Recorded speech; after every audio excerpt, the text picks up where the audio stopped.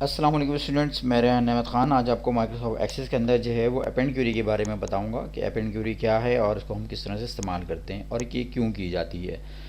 Append Curie क्यों इस्तेमाल की जाती है, इसमें ये अपेंड क्यूरी उस वक्त इस्तेमाल की जाती है जब आपके पास जो है वो बहुत सारे रिकॉर्ड जो हैं वो पहले से किसी टेबल के अंदर मौजूद हैं और आप ये चाहते हैं कि उन तमाम रिकॉर्ड्स को बग़ैर फीड किए हुए जो है वो अपनी मेन टेबल के अंदर जो है या आपकी जो जिस टेबल के अंदर आप चाह रहे हैं उसके अंदर जो वो ऐड कर दें। तो यानी इससे क्या होगा कि आपके पास जो पहले से लेट सपोज 200 300 400 या हज़ार रिकॉर्ड जो हैं वो पहले आपको कहीं से मिल गए हैं या पहले से फीड हुए हुए हैं और आपको उनको दोबारा फीड नहीं करना।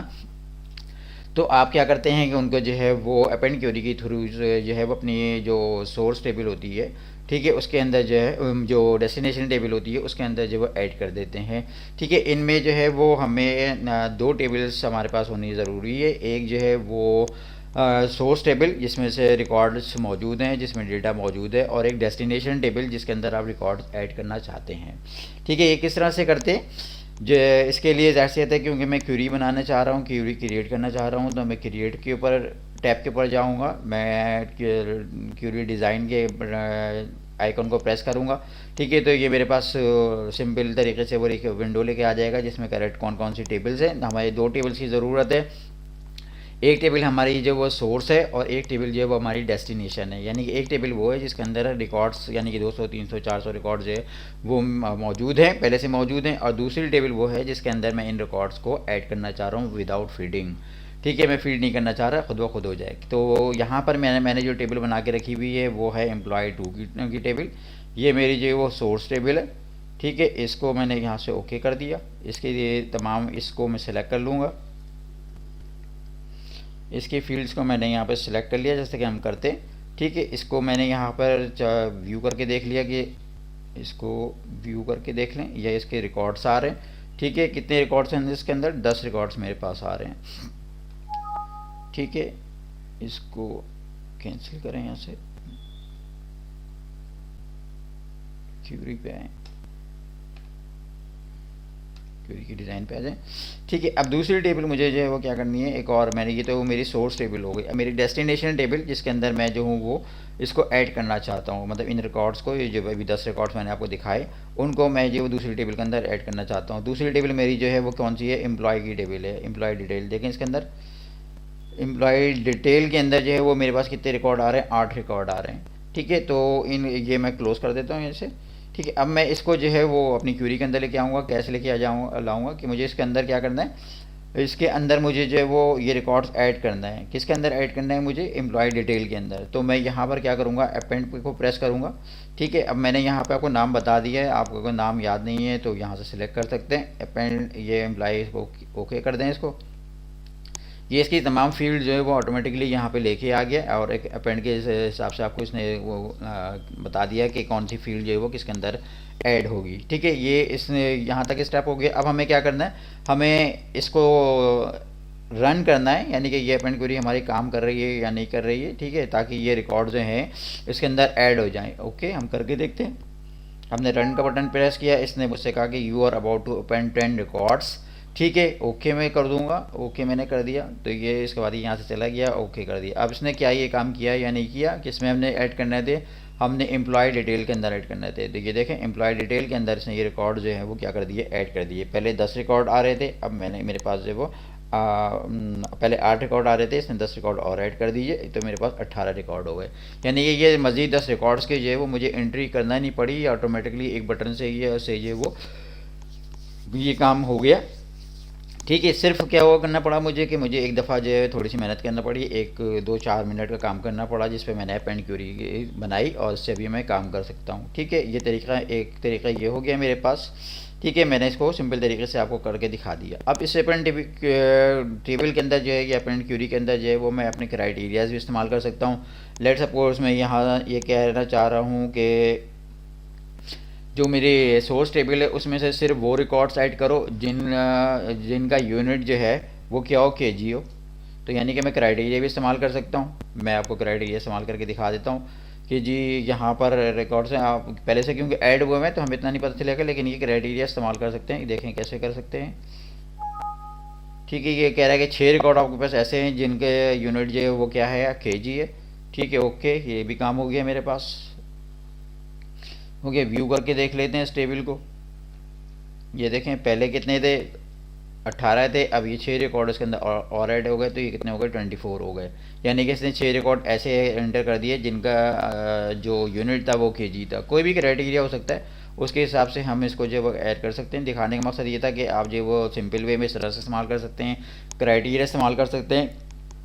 क्राइटेरिया कोई भी हो सकता है कि आप ये चाहते हैं कि पर्टिकुलर एम्प्लॉय का डेटा इंटर हो जाए, ऐड हो जाए, पर्टिकुलर यूनिट का ऐड हो जाए, पर्टिकुलर डेट का ऐड हो जाए, पर्टिकुलर समथिंग इस तरह का ऐड हो जाए, तो वो सारा का सारा जो है इस तरह से हो सकता है। इसके अंदर ये ऑप्शंस मौजूद हैं। ठीक है, ये सारी चीज़ें हम सिंपल क्यूरी के अंदर पढ़ चुके हैं, इसलिए मैं इसको डिटेल में नहीं जा रहा। हाँ, क्राइटेरिया के ऊपर जो है वो मैं एक पूरा आपको लेक्चर जो है वो ज़रूर इंशाल्लाह ताला बना के दूंगा और समझाऊंगा कि आप कौन कौन से क्राइटेरिया किस किस तरह से इस्तेमाल कर सकते हैं, और एक्सेस के अंदर हमें जो है वो कौन कौन सी क्राइटेरिया की फैसिलिटीज़ दी हुई हैं। ठीक है, इसके बाद मैं आपको थोड़ी सी एक और चीज़ बताऊं कि जब हम अपेंड की क्यूरी बना रहे होते हैं तो इसमें कुछ रिस्ट्रिक्शंस भी हैं। ठीक है, कौन कौन सी रिस्ट्रिक्शंस हैं, यानी कि अगर आप जो है वो, इसको मैं बंद कर देता हूँ, इसको अपेंड 3 के नाम से मैं सेव कर देता हूँ, या 2 के नाम से, अपेंड 2 के नाम से सेव कर देता हूँ। ये मेरी क्यूरी की लिस्ट में आ गई अपेंड 2, यानी कि जब भी मैं चाहूँगा तो इस वजह से इस्तेमाल कर सकता हूँ। ठीक है, एक चीज़ और होती है कि अगर जब मैं इसमें रिस्ट्रिक्शंस क्या हैं, तो इसमें रिस्ट्रिक्शंस क्या हैं कि आप जो है वो जब टेबल्स, एक टेबल से दूसरी टेबल के अंदर रिकॉर्ड इंटर करना चाह रहे होते हैं, फैसिलिटी का फ़ायदा उठाना चाह रहे होते हैं, तो कुछ रिस्ट्रिक्शंस हैं, यानी कि वो अगर पूरी नहीं करेंगे तो आपका डेटा जो है ऐड नहीं होगा। मसलन यानी कि अगर फ़र्ज़ करेंगे मेरी एक टेबल जो है वो मैंने यहाँ पे आपको दिखाऊं कि एम्प्लॉय मास्टर के नाम से है। ठीक है, एम्प्लॉय मास्टर का मैं आपको स्ट्रक्चर दिखाता हूँ। जैसे एम्प्लॉय मास्टर में स्ट्रक्चर क्या दिखा रहा है कि जो एम्प्लॉय कोड है वो यूनिक है। ठीक है, अब मैं यहाँ पे यूनिक होने का मतलब क्या होता है आपको पहले बता चुका हूँ कि इसमें एक कोड एक ही दफ़ा इंटर होगा।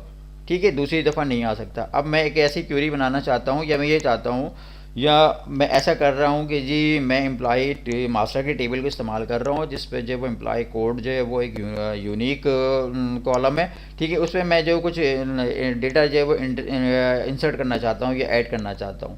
तो अगर याद रखें क्या है कि इसके अंदर यूनिक का कोड लगा हुआ है, यूनिक का रिस्ट्रिक्शन लगी हुई है। अगर मैं कोई ऐसा डेटा ऐड करता हूँ जो इसके अंदर पहले से मौजूद है तो ये आपको ऐसा करना नहीं देगा। इसका एक प्रैक्टिकल मैं आपको यहाँ पे दिखाता हूँ। ठीक है, एक छोटी सी टेबल मैंने आपको यहाँ पे एक क्वेरी बना के रखी हुई है, ये मैं आपको दिखाता हूँ।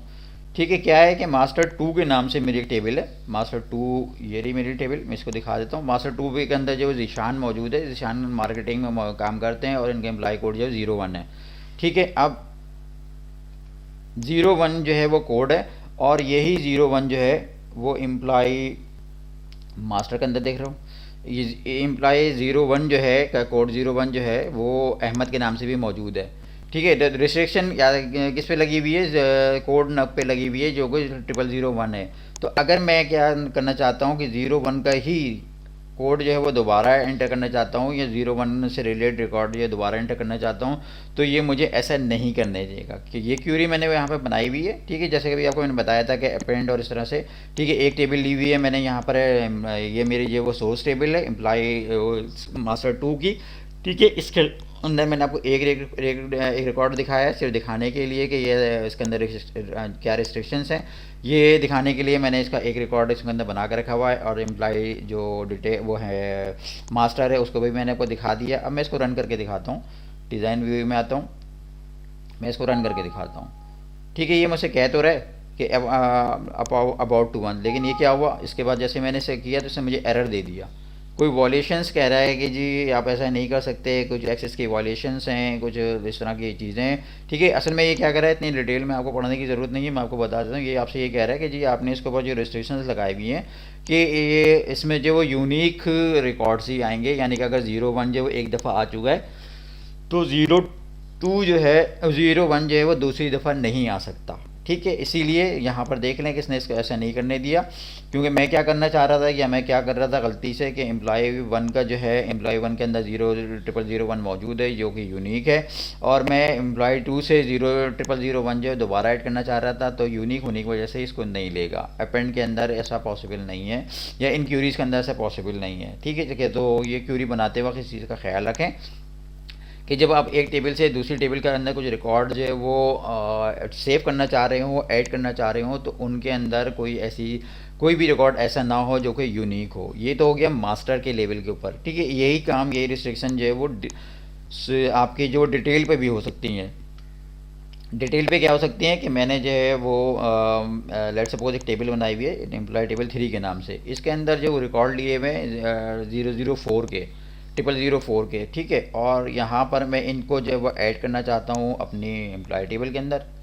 ठीक है, यहाँ तो कोई 04 है ही नहीं। ठीक है, यहाँ 01 02 03 तक ही के रिकॉर्ड हैं, तो अब ये तो ऐड हो जाना चाहिए। चले मैं ऐसा करके दिखाता हूँ आपको। ठीक है, इसको मैं कहता हूँ एक छोटी सी टेबल करता हूँ कि एक पे गया मैं, मेरी सोर्स कौन सी है, employee 3 है, ओके कर दिया। पूरी टेबल आपको मैं क्रिएट करके दिखा रहा हूँ। ये लीजिए, ये यहाँ पे सारी ड्रॉप कर दिया मैंने। ठीक है, अब मुझे जो इसकी जो सोर्स जो डेस्टिनेशन है वो बतानी है। डेस्टिनेशन के लिए मैं अपेंड पे जाऊँगा। अपेंड किया, मैंने कहा इसको तुम ऐड कर दो एम्प्लॉय में, क्योंकि मुझे 04 के रिकॉर्ड सारी चाहिए एम्प्लॉय में। ठीक है, ओके जी, हो गया। यहाँ पे वो नाम नहीं ला रहा है 2-3 कॉलम्स के, तो कोई मसला नहीं है, आप यहाँ पे ला सकते हैं। क्या है कोड है, तो ये एम्प्लॉय कोड है। ठीक है, ये क्वांटिटी है ये, तो यहाँ पर जो है वो आप ले आए सेल्स क्वांटिटी। ठीक है, दिखाने का ये चीज़ को मैंने खुद से छोड़ दिया था। दिखाने का मकसद ये था कि इसमें कॉलम्स के जो हेडिंग है उनसे कोई फ़र्क नहीं पड़ता। ठीक है, अगर एक टेबल के अंदर कॉलम की हेडिंग डिफरेंट है और दूसरे में डिफरेंट है, तो ये इनको कैटर नहीं करता। ये सिर्फ ये देखता है कि इसकी फील्ड की डेटा टाइप्स क्या हैं और उनकी जो रूल्स वगैरह हैं वो सेम है कि नहीं। इसी तरह से यहाँ पर आप देखें, इसने जो है आइटम वैल्यू लेके आया है, और यहाँ पर क्या चीज़ है, वैल्यू की जगह जो वो अमाउंट है। ठीक है, ओके, सब कुछ सारी चीज़ें ओके हो गई। अब मैं इसको रन करता हूँ। ठीक है, रन करता हूँ जी, मैंने इसको रन कर दिया। रन किया तो कह रहा है 7 रिकॉर्ड जो है वो मैं ऐड करूँगा, क्योंकि टेबल नंबर 3 के अंदर जो है वो 7 रिकॉर्ड्स मौजूद हैं जिनका कोड जो है वो 0004 है। ठीक है भाई, कर दो ओके। ओ, फिर मसला कर दिया इसने फिर मुझको जो है वो इसी किस्म का कुछ एरर दे दिया कि ये 7 रिकॉर्ड ऐड नहीं कर सकता, इसमें कोई वॉयलेशंस एरर आ रहे हैं। कोई वॉयलेशन है, वॉयलेशन का मतलब है कि आपने जो है वो आप वॉयलेट हो रहे हैं, आप जो कुछ गलती कर रहे हैं। क्या गलती कर रहा हूँ मैं यहाँ पर, मैं क्या कर रहा हूँ देखिए, मैं आपको बताता हूँ। ये हम क्या करने जा रहे हैं, हम इसे ये कह रहे हैं कि employee 3 का डिटेल 3 के जो रिकॉर्ड है जो कोई 0004 है वो ऐड कर दो इस वाली के अंदर, कर देना चाहिए। लेकिन है क्या मसला, क्या हुआ, क्यों नहीं ऐड किया इसने? इसलिए नहीं ऐड किए कि ये जो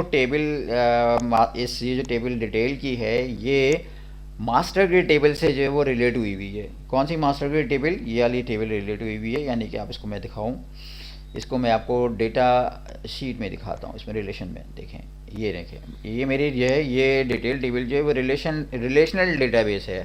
ठीक है, यानी कि ये दोनों टेबल आपस में रिलेट हुई हैं। क्या रहा, मैंने असूल बताया था आपको कि टेबल 4 जो एम्प्लॉय टेबल डिटेल है उसके अंदर वही रिकॉर्ड्स हो सकते हैं, वही रिकॉर्ड सेव हो सकते हैं जिनका कोड जो है वो मास्टर के अंदर मौजूद है। यानी कि क्योंकि एम्प्लॉय कोड आपस में रिलेट हुए हुए हैं। ठीक है, अगर एम्प्लॉय कोड 04 मास्टर के अंदर मौजूद है तो मैं 04 के रिकॉर्ड कहीं से भी चाहे अपेंड करूं चाहे मैनुअल फीड करूं ऐसा कर सकता हूं।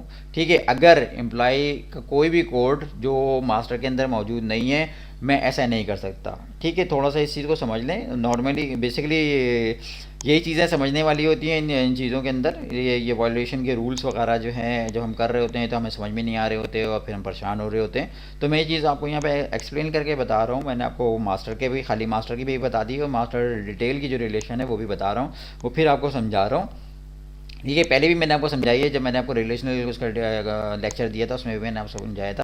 तो अभी ऐसा क्यों नहीं कर रहा, वो इसी वजह से नहीं कर रहा कि मेरे मास्टर मैं डिटेल के अंदर ऐड कर रहा हूँ रिकॉर्ड जो है वो एम्प्लॉय 04 के, और 04 जो है वो मेरे मास्टर के अंदर मौजूद ही नहीं है। देखें यहाँ पर, इसको ओपन करके देखें, मास्टर इसके अंदर 1 2 3 है, 4 नहीं मौजूद है। तो ये मुझे ऐसा ज़िंदगी भर नहीं करने देगा, क्योंकि मैंने इसको पहले ही बता दिया कि ऐसा पॉसिबल नहीं है। तो अब जब मैं इसको रन कर रहा हूँ, ठीक है, डिज़ाइन में आता हूँ, मैं इसको रन कर रहा हूँ, तो ये जा तो रहा है, करने जा रहा है, लेकिन जब एक्चुअल रिजल्ट पे जाता है, जब एक्चुअल ऐड करने जाता है, तो यहाँ वो मुझे यहाँ पे रोक देता है। किस वजह से रोक देता है मैंने आपको डिटेल में बता दिया। वो होपफुली कि आपको जो अगर क्यूज समझ में आना शुरू हो गई हैं, तो ये बात भी आपको समझ में आ गई होगी। ठीक है, अब मैं क्या करता हूँ, अगर मुझे इसको रन ही करना है, मुझे इसको चाहिए, तो मुझे जो है वो एम्प्लॉय जो कि मेरे शो है, इसके अंदर 000004 नामा बाद में फीड कर लीजिएगा, क्योंकि इस पर थी। इसको मैं सेव कर देता हूँ। ठीक है जी, सेव कर दिया। अब मैं इसको दोबारा क्वेरी को रन करके दिखाता हूँ आपको। ठीक है, ओके, हो गया, देखते हैं भाई। मास्टर एम्प्लॉय डिटेल, ये देखिए जी, इसके अंदर हो गया। इसके अंदर इसको 04 के रिकॉर्ड लाना चाहिए। ये देखें 04 के रिकॉर्ड आ गए, जो अभी ये मुझे मना कर रहा था। ठीक है, तो ये तरीका भी आपको समझ में आ जाना चाहिए।